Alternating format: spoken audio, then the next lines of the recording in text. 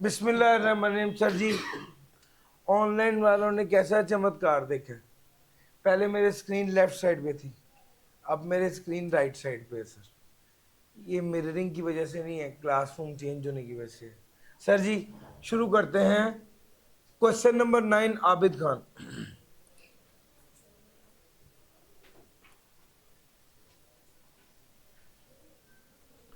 मेरा दिल चाह रहा है कि अगर ये थोड़ा सा इसका साइज बड़ा हो सके।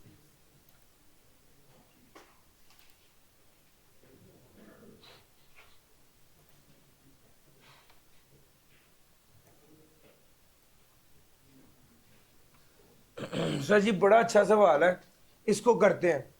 इसने अपोर्शनमेंट ऐसी कमाल कॉन्सेप्चुअली पूछा है, इससे अच्छा अपोर्शनमेंट का सवाल नहीं है। और मैं ये कराने से पहले कह रहा हूं, मेरे पास सबसे ज्यादा सवाल जो सेल्स टैक्स का पूछा जाता है वो इस सवाल का पूछा जाता है हर अटेम्प्ट में। मुझे पहले ही पता है कि इसमें से सबसे ज्यादा सवाल आना है, बच्चे सबसे ज्यादा पूछते हैं। क्यों? क्योंकि अभी तवज्जो से नहीं ना करना। इन्होंने जब पेपर से 2 दिन पहले ध्यान से करना है ना, उस वक्त इन्होंने कहना यार ये कैसे हो गया। सर समझ आ रही है? और ये वाली बात जो मैंने अभी आपको कही है, ये भी कहते हुए मुझे 5 साल हो गए। और ये मैं इसलिए कहता हूं कि तो बच्चे ध्यान से ये सुन लें। कोई बात नहीं सर, उन सब ने भी नहीं मानी, मानी आपने भी नहीं, लेकिन मैं कोशिश करता हूं। सर हमारा काम है कोशिश करते रहना।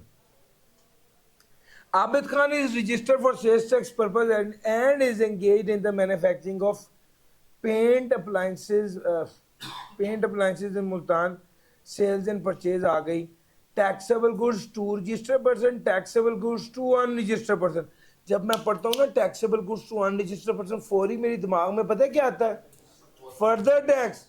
अगर आपके दिमाग में ये नहीं आ रहा तो अपने दिमाग को ठीक करें, ये आपके दिमाग में आना चाहिए। मेरी बात समझ रहे हो? एक्सपोर्ट से मेरे दिमाग में आता है जीरो रेटेड, एग्जाम से मेरे दिमाग में आता है ना इनपुट ना आउटपुट। लेकिन जब मैं सप्लाईज एक से ज्यादा टाइप की देखता हूं ना, तो मेरे दिमाग में क्या बात आती है? अपोर्शनमेंट। परचेजेस।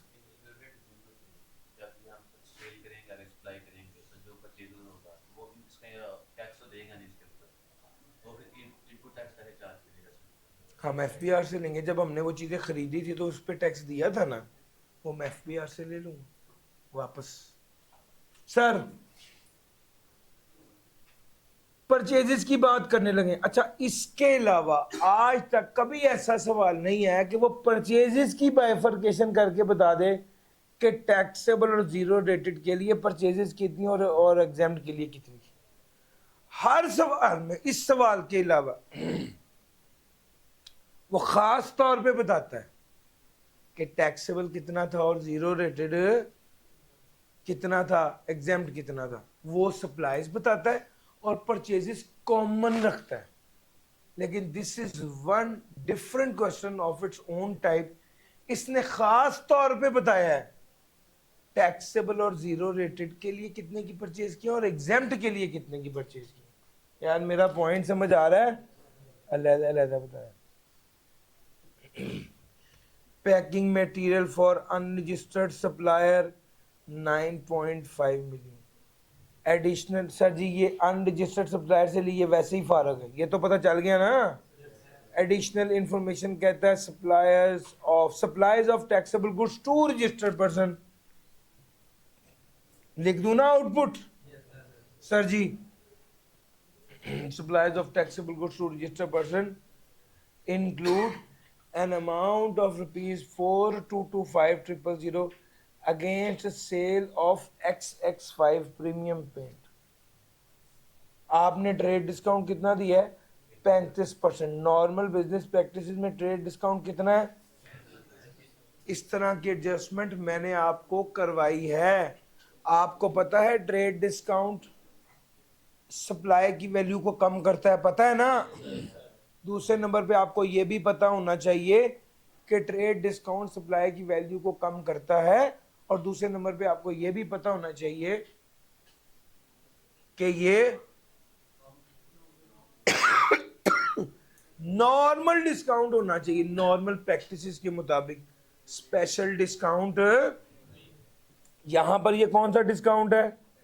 स्पेशल है। नॉर्मल कितना है? 10%। आपने कितना किया?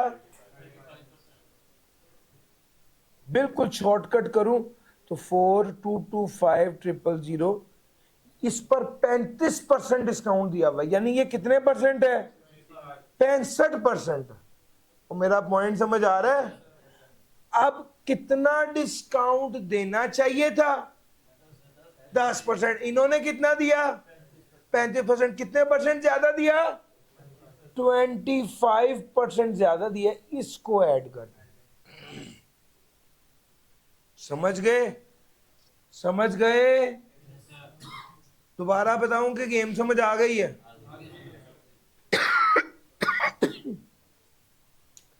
Goods supplied against which advance payment of 2.5 million had been received in June. आपने गुड सप्लाई किए इस महीने, इसकी पेमेंट वसूल कर ली थी जून में। मुझे आप बताते हैं टैक्स कब लगेगा? टाइम ऑफ सप्लाई कब है? जून में। तो टैक्स कब लग गया होगा? इस बार आपने गुड्स वसूल किए, कोई टैक्स, इस वक्त आपने गुड्स सप्लाई किए, कोई टैक्स नहीं लगेगा। जब सर टाइम ऑफ सप्लाई वो कहता है विच एवर इज अर्लियर, यही कहते हैं ना।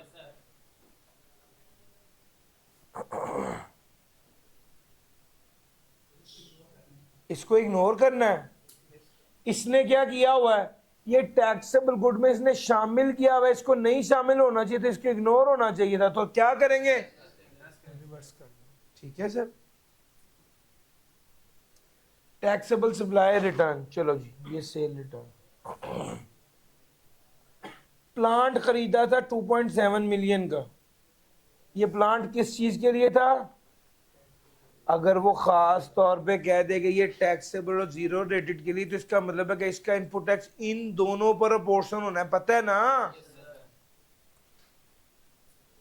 इलेक्ट्रिसिटी बिल कितना था? 26 लाख का। इस पे टैक्स कितना था? 3.5 लाख का। जी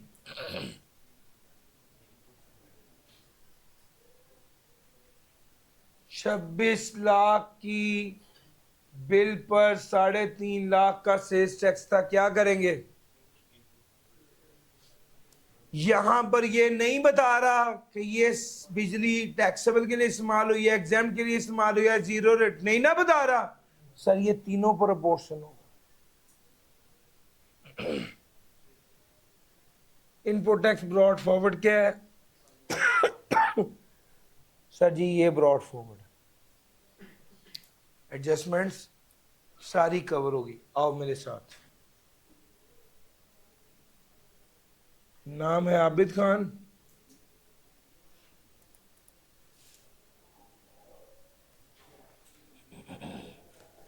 रिक्वायरमेंट क्या है?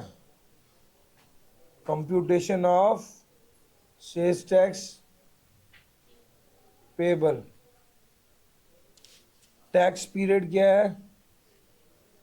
टैक्स पीरियड क्या है? अगस्त 20x8। यहां पर मैं वर्किंग नंबर 1 करूंगा, आउटपुट टैक्स। मुझे जरा बताते हैं सप्लाईज कितनी होंगी? सप्लाईज टू रजिस्टर्ड पर्सन कितना होगा? 15118,000। इस तरह ही है ना? अनरजिस्टर्ड लिखूंगा सर, रजिस्टर्ड, अनरजिस्टर्ड। अनरजिस्टर्ड कितना है?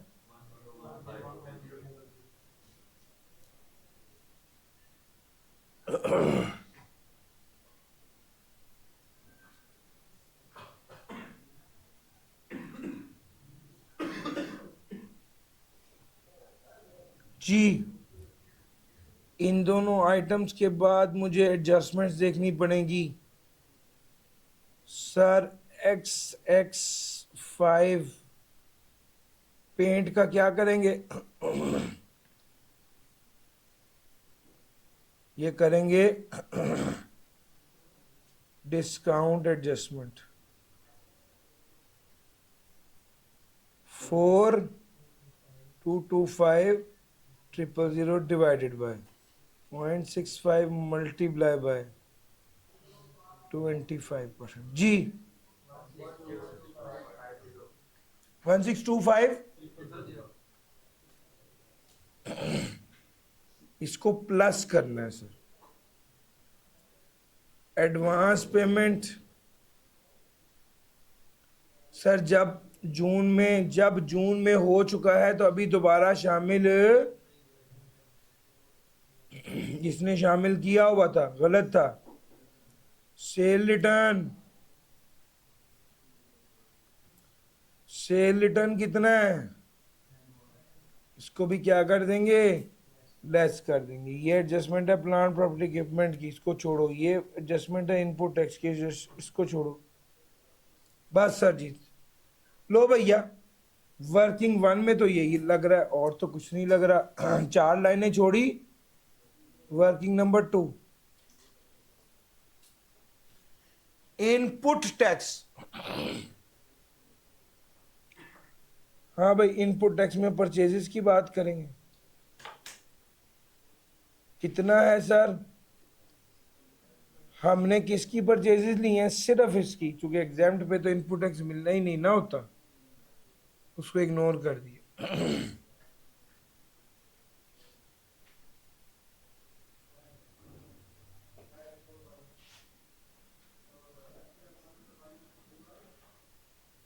कोई एडजस्टमेंट नहीं है परचेजेस की।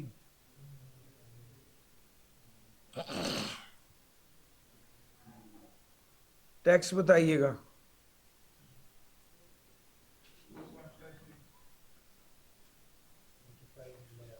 Working number 3, input tax on plant property equipment. जी भैया, input tax on plant property equipment है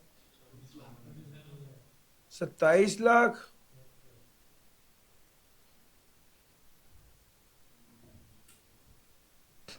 tax at the rate of 18%। जी कंफर्म कीजिए। डन हो गया। Working number 4, apportionment. बड़ी ध्यान से, ये है असल वर्किंग। यहां पर लिखूंगा टैक्सेबल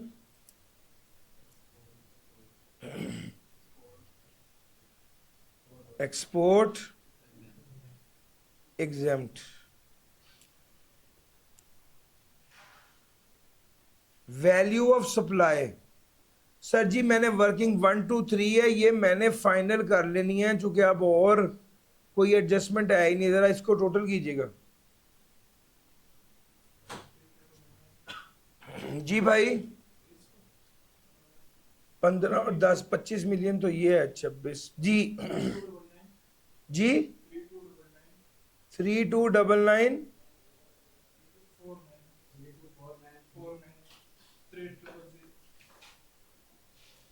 अच्छा भैया,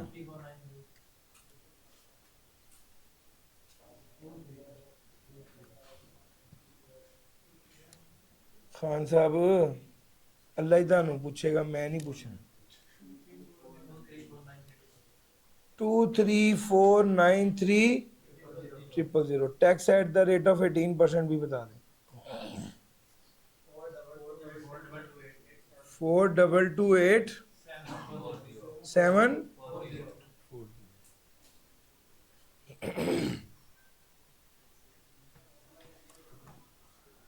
4228,740। 23493,000। यहाँ पर लिख दूं 23493। जी एक्सपोर्ट की बात करते हैं। 5।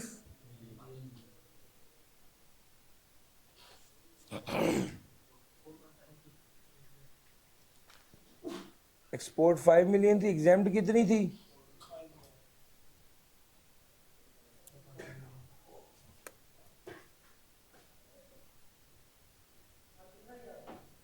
हाँ जी, टोटल बताइएगा।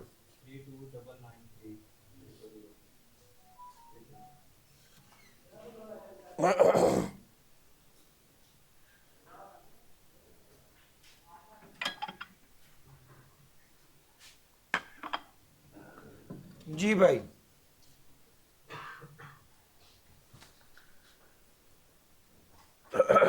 Value of supply.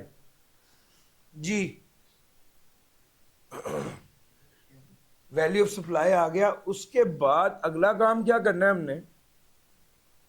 सर जी बड़ी ध्यान से ये बात समझना, ये जो 45 लाख का टैक्स है ना, सर ये 45 लाख का ही टैक्स है ना ये वाला? सर ये किसका है? सर ये सिर्फ टैक्सेबल और जीरो रेटेड का है, तो इन्हीं दो पर प्रोपोर्शन होना है। आप गौर कीजिए, मैंने जानबूझकर यहां पर एक काम किया था, मैंने यहां पर दरमियान में एक लाइन जानबूझकर छोड़ी थी। पता है क्यों? जी, यहां पर मैंने इसलिए छोड़ी थी लाइन कि अगर मैंने इन दो पर प्रोपोर्शन करना होगा तो मुझे दरमियान में एक लाइन चाहिए होगी। यार मेरा पॉइंट समझ आ रहा है? 28493000। आपको मैं, जब आप प्रैक्टिस करोगे ना, आपको भी समझ आ जाएगा कि यार ये दो में पोर्शन होना है, मैं थोड़ा सा गैप रखूं। समझ आ रही है? लो सर, अब ये 45 लाख ने एग्जेम्प्ट पे नहीं जाना, टैक्सेबल और एक्सपोर्ट पर प्रोपोर्शन होना है। कर दीजिए, 23493,000 divide by 28493,000 multiply by 4.5 million. जी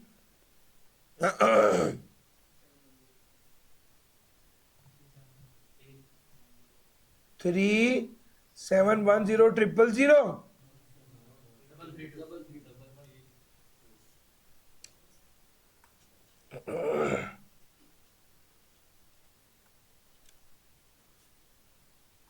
जी दूसरा भी बता दीजिए।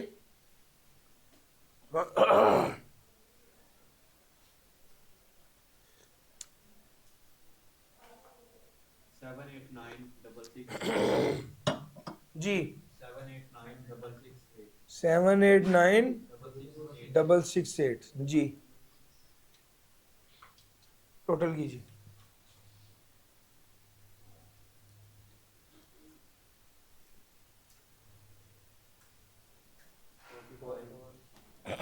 जी भाई, 4.5 मिलियन ही बन रहा है।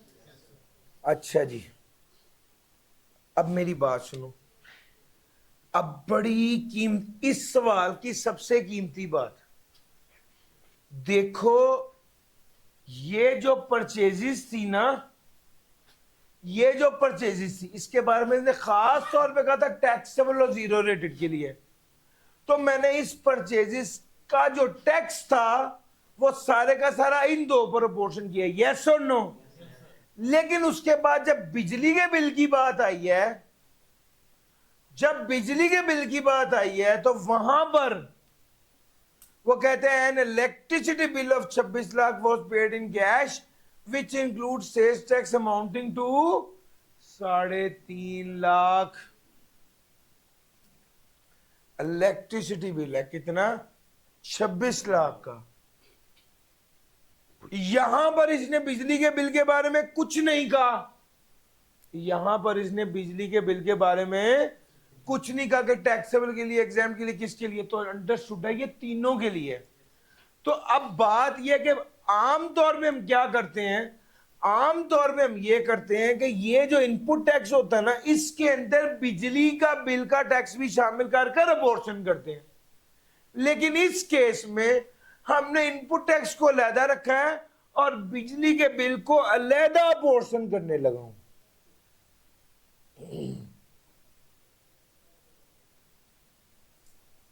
यार मेरा पॉइंट समझ में आया है?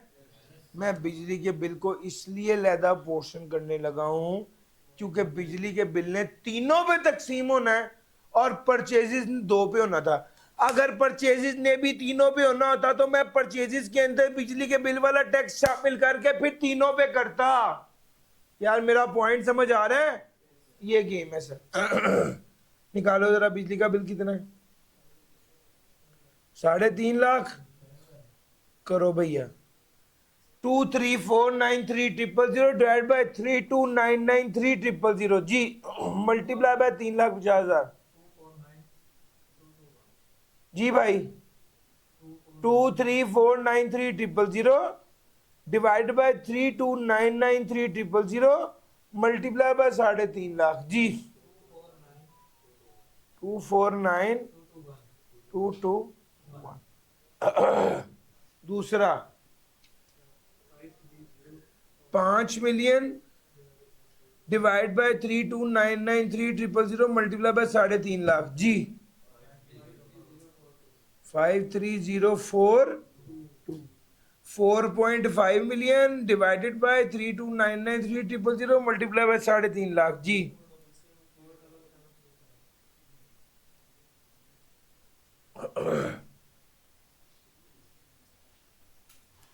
समझ गया? जब तीनों पर पोर्शन करना है तो इस सब टोटल को क्या कर देना है? इग्नोर कर देना है ना। अच्छा जी,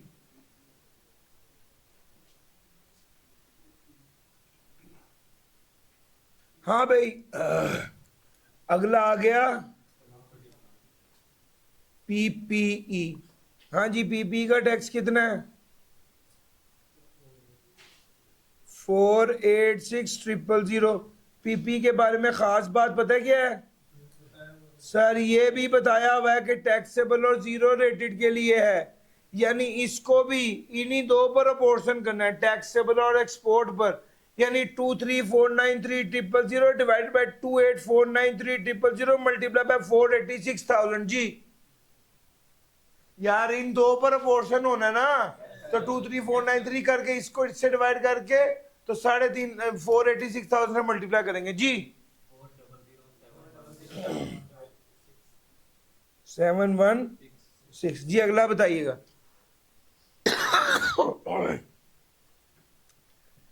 5,000,000 डिवाइड बाय 28493।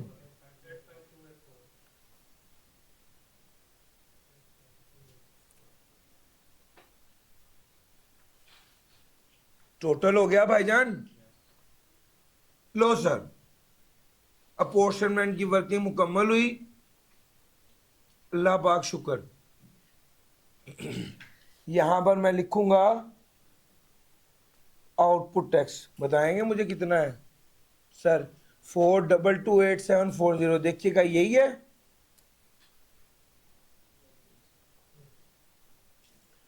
उसके बाद लिखूंगा इनपुट टैक्स, और वो क्या होगा? लोअर ऑफ ब्रॉड फॉरवर्ड हमारे पास गिवन है सर, ये गिवन है 595,000 फॉर द पीरियड 3710332। नहीं सर, ऐसे नहीं लिख सकते, और साथ इसमें ये भी ऐड करूंगा 249,221 जी। जी कितना बना? 3959। बोलो तो सही। 53। सर ये दो का सम बन रहा है, ये टोटल बन रहा है इसका 455। यस सर, 455 455 455 की हो गया यार। तो ब्रॉड फॉरवर्ड टोटल करना ही है 455,4553, और इसको मुकाबला किसके साथ करना है? वो कितना बनेगा कीजिएगा सर जरा।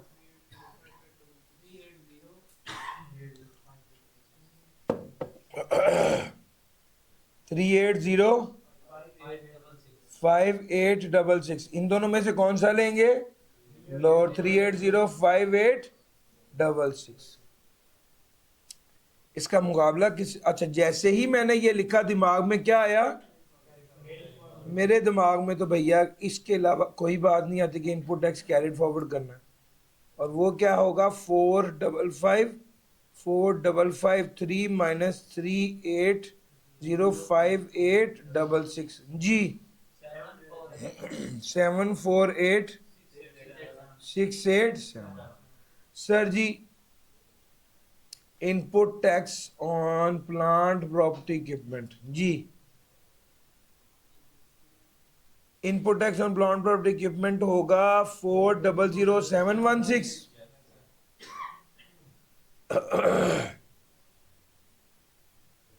सर जी इसको टोटल कीजिएगा, आंसर देखिए 422740 में से 380586 तो 400716, ये माइनस करके देखिए आंसर प्लस आ रहा है या माइनस आ रहा है।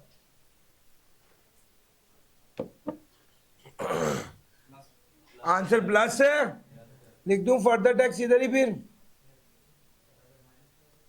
अगर माइनस आएगा तो यहां पर सेल्स टैक्स रिफंडेबल होगा और उसके नीचे लिखेंगे further tax at the rate of 4% जी, further tax at the rate of 4% मेरा भाई बताइएगा। हाँ जी, ये कैसे निकाला है पहले, अनरजिस्टर्ड था कितना 10150 जी भाई बताइएगा। अच्छा जी ये हो गया, इसके बाद मेरा भाई आप आगे आ जाओ और सेल्स टैक्स पेबल की बात करो।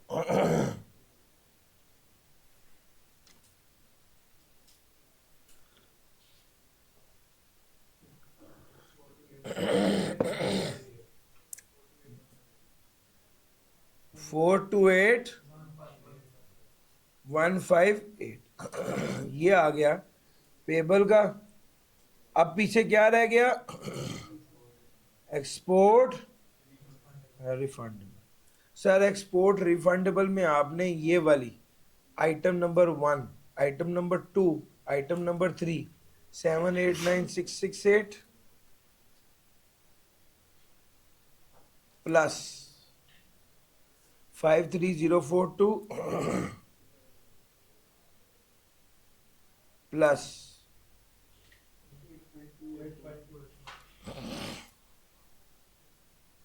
8528 जी,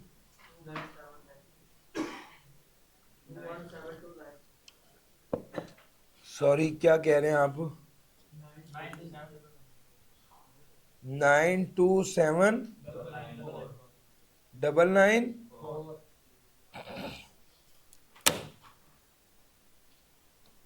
हो गया सवाल।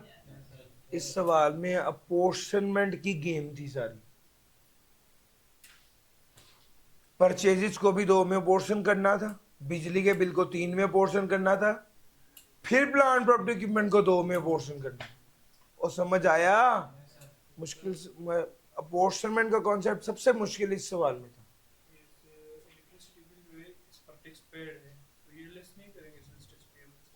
किया तो हुआ सर।